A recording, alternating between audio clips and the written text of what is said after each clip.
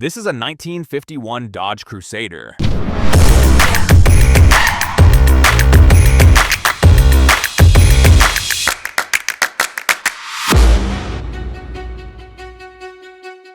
A plain four-door sedan that most people would walk past at an auction without a second glance.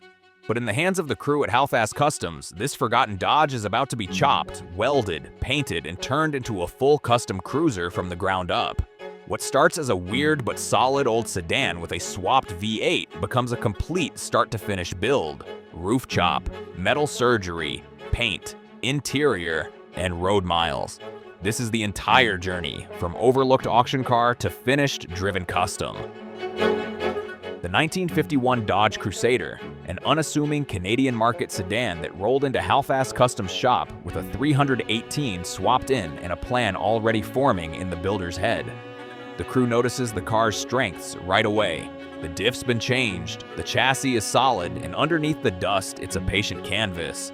The builder jokes that these were the K cars of the 50s.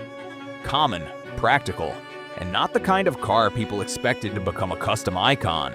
Still, Half-Ass Customs sees potential. Chop the roof, drop the stance, and turn this ordinary four-door into something that reads custom without losing the car's original soul. The initial vision is bold and specific, about 4 to 5 inches out of the front and 6 or 7 out of the back. The builder says, naming the proportions before the saw ever touches the metal. He keeps the plan honest. Not a show queen, but a driver. A heavy chop that still respects the car's lines. They'll do a 3-inch drop in the rear, cut coils up front, and then the roof gets the real surgery.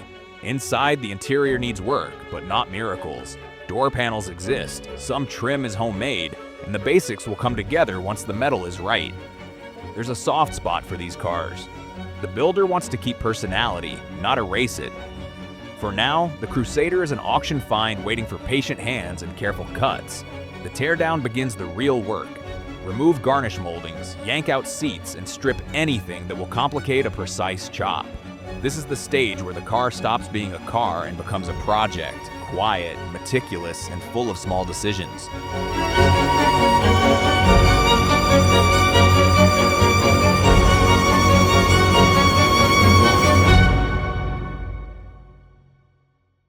The side glass stays for the moment.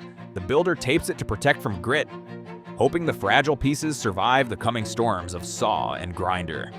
Bracing is installed inside the cab. Tack welds and timbers hold the shell square because once the posts get snipped, everything wants to twist. The crew measures, marks, and saves every small piece removed. The bits that get chopped out will often be the bits that save the finish later. The first cuts are deliberate, a straight 4 inches off the front, door tops sliced low, and the roof slowly freed from its original geometry. Cutting a roof is a commitment. The builder talks through the cuts, then listens when the metal tells him what it wants to do. When a post doesn't play nice, he adjusts the plan. Sometimes the center section needs to come out first to let everything settle into the new shape. The idea is to weld behind the drip rails and keep the chrome strip as a visual seam, hiding the graft but honoring the original silhouette. The shop's cadence changes, saws sing, brakes hiss, and the thought of "don't be afraid to cut" becomes the building's mantra. With the initial cuts in, the roof sits lighter on the body. It's momentarily loose, but that's where the art begins. Balancing the lower line against the rear window's odd shape. The tacked shell is honest. You can see where the roof needs to come down more, where a filler panel will be required, and which edges must be rebuilt from scratch. The shop pulls a battered donor, a parts car that's been a rescue mule for other projects, and sacrifices it to get the precise chunks needed for seamless transitions. With panels repositioned, the builder starts filling the mating seams with tack welds and relief cuts, watching how metal relaxes and where it wants to spring back. When the roof is roughly where it should sit, he clamps and tacks and revisits gaps. The goal is not perfect now, but predictable. Cuts bring unexpected problems. The roof's drip rail starts to disappear in the new flow, and the door edge wants to stick out, so another relief cut will pop panels back into place. This is iterative metal surgery. Each slice makes room for the next, and patience becomes the primary tool. A small, clever plan emerges. Stitch the new roof pieces together with butt welds using the donor chunk as a perfect match. A neat shortcut that still respects proportion.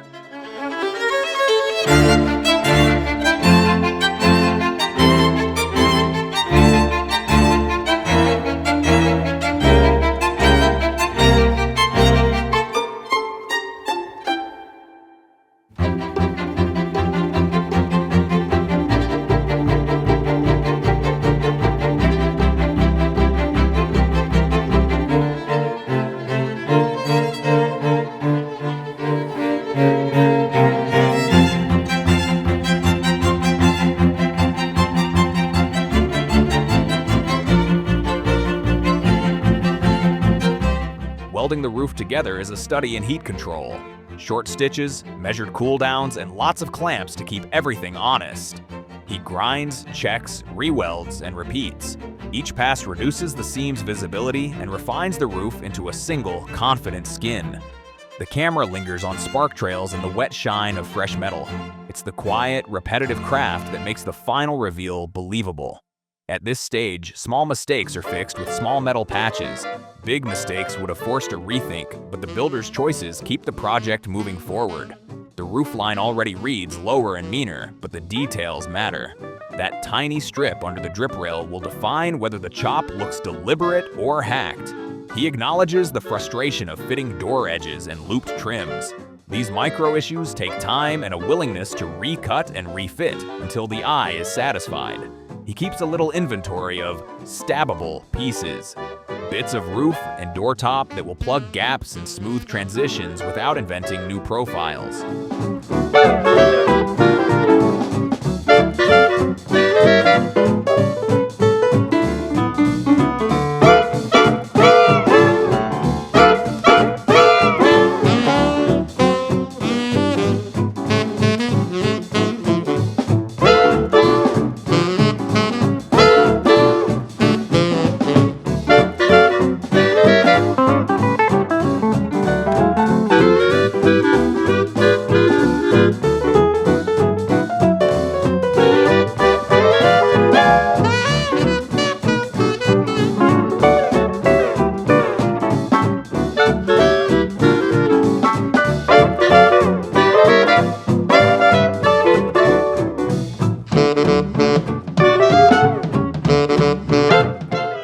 Leaves the side glass in for protection and uses tape and cardboard templates later for new glass.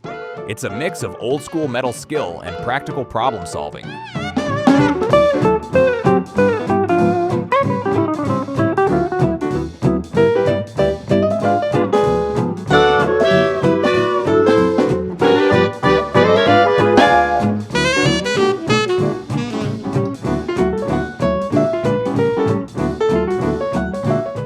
Glass shop steps in next.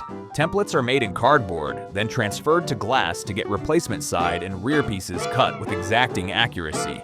Cutting glass to fit a chopped profile is one of those tasks that separates weekend hacks from thoughtful restorers. A bad shape and the seals never sit right. He brings the glass back and teases the moment. Soon the roof will hold real panes, not cardboard templates. To understand why this build works, you have to know what a Dodge Crusader really is. Introduced in 1951 by Dodge Canada, the Crusader was essentially a rebadged Plymouth Cambridge, built as an affordable entry-level sedan. Under the hood, most came with a 218 cubic inch flathead 6, reliable, simple, and never meant to be exciting. These cars weren't rare when they were new, which is exactly why so few survived untouched. Turning one into a chopped custom isn't restoring history, it's rewriting it. As welding continues, the builder teases his color choice, pistachio, naming the paint before the primer has even dried, which tells you how he imagines the finished car. The visual language of a custom matters. The roofline, the paint, and the chrome choices all work together to make a four-door look like it was born to be low. Throughout the metalwork, he constantly steps back, eyes the proportions, and adjusts.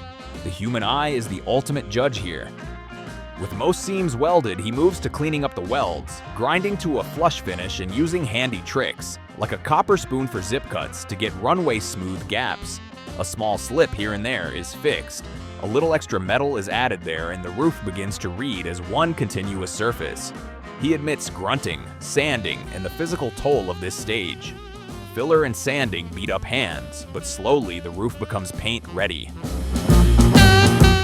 Filling begins. Bondo spreads over seams, then gets block sanded to reveal tiny low spots that get refilled, sanded, and checked again.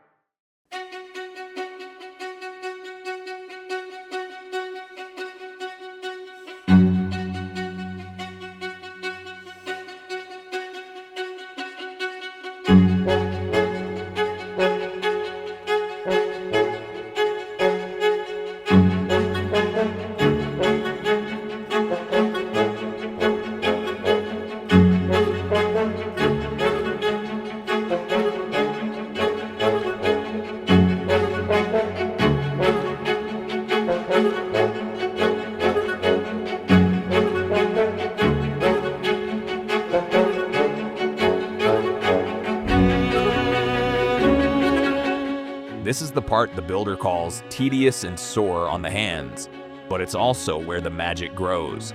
The better this grind is done, the fewer sins the paint will show. He reminds viewers that this phase isn't glamorous. It's quiet labor that converts welded metal into a smooth silhouette.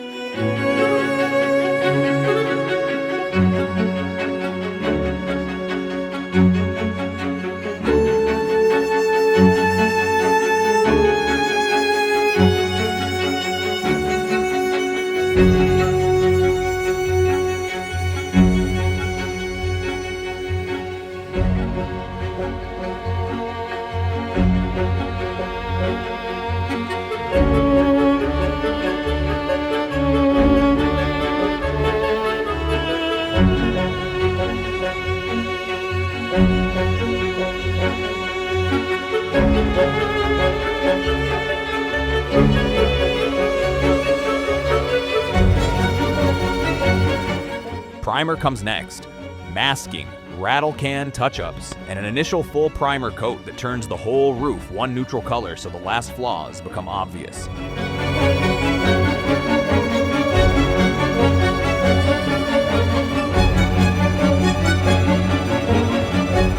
The primer stage is merciless and useful. Everything shows up in flat gray, and they fix what they find before the fun of color.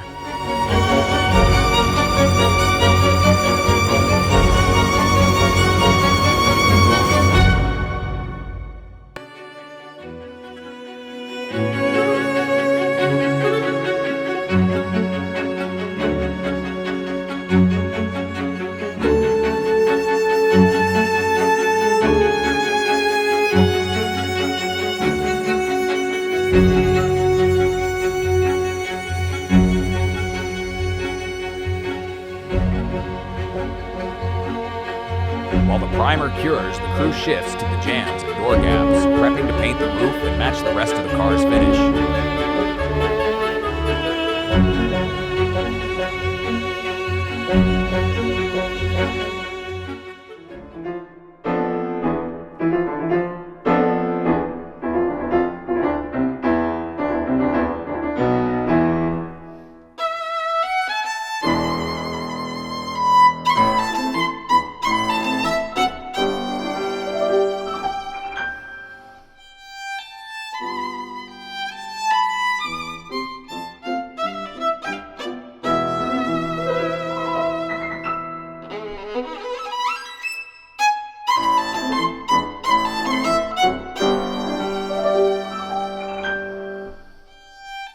With glass secured and jams cleaned, the shop masks for actual paint. The planned white roof and complementary body color get final thought and preparation. He says the paint is enough, but not too much. This car is a driver, not a judged concours piece, and the finish should reflect that balance. That choice is important. A driver-level finish means fewer show calls and more long nights behind the wheel. Paint day arrives. Measured passes, steady respirators, and the white roof sprayed to definition. The roof goes from neutral to signature in one careful afternoon. The jams get painted to match, and the overall effect is immediate. The chopped silhouette finally reads as an intentional, completed design.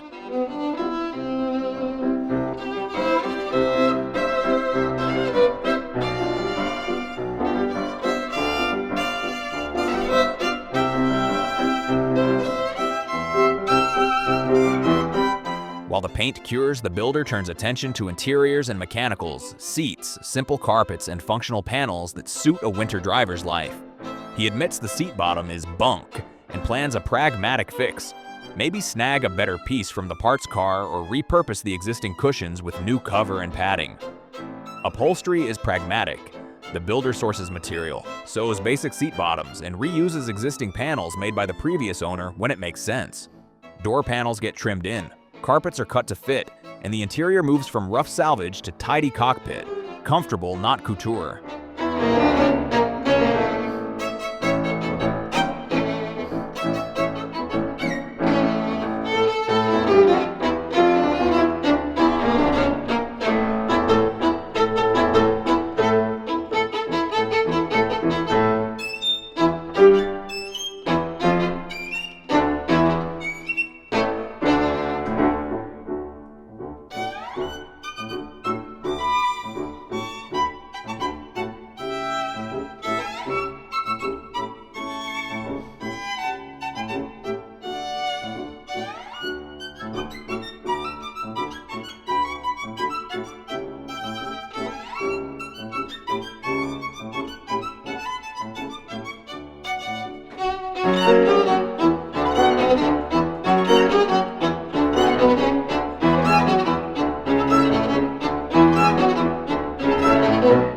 The builder installs a modern cable pull and latch so the trunk closes tautly. Small, modern adaptations that make the car livable without robbing it of period charm.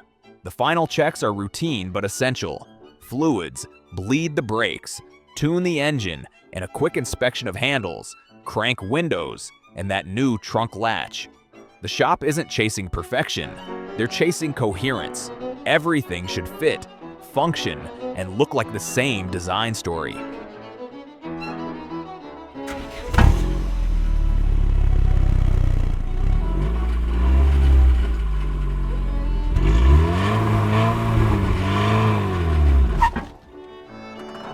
The first rolling shots are low and confident. The chopped Crusader now reads long and lean. The roofline hugs the glass, and the stance gives the car personality on the move. For a moment, the only audio is the engine and the road, letting the car's new attitude speak without narration. The driving footage proves the thesis. A well-executed chop, modest paint, and functional internals give a normal sedan extraordinary presence. In the end, the builder calls it done. A driver that's been reimagined, not erased, with a rooftop that alters the car's character but keeps the history beneath. He's honest about the compromises. It's not a concours showpiece, it's a winter driver. And the choices reflect that pragmatic philosophy. That honesty is part of the Crusader's charm. It's real, usable, and built by someone who cared about proportion more than polish. Final reflection: measurement over bravado, clamps over rush, and the quiet rule that the fitting and filler work will always make or break a custom. If you take anything away from this build, it's practical. Plan your cuts, save your bits, and expect the donor car to be both a resource and a casualty. And if you ever chop a four-door, remember, subtlety wins. A small, confident drop will read timeless. A big, dramatic lurch will read forced. Now it's your turn. What's your favorite part of the restoration? Let me know your thoughts in the comments, and don't forget to check out other exciting videos on the channel like this one.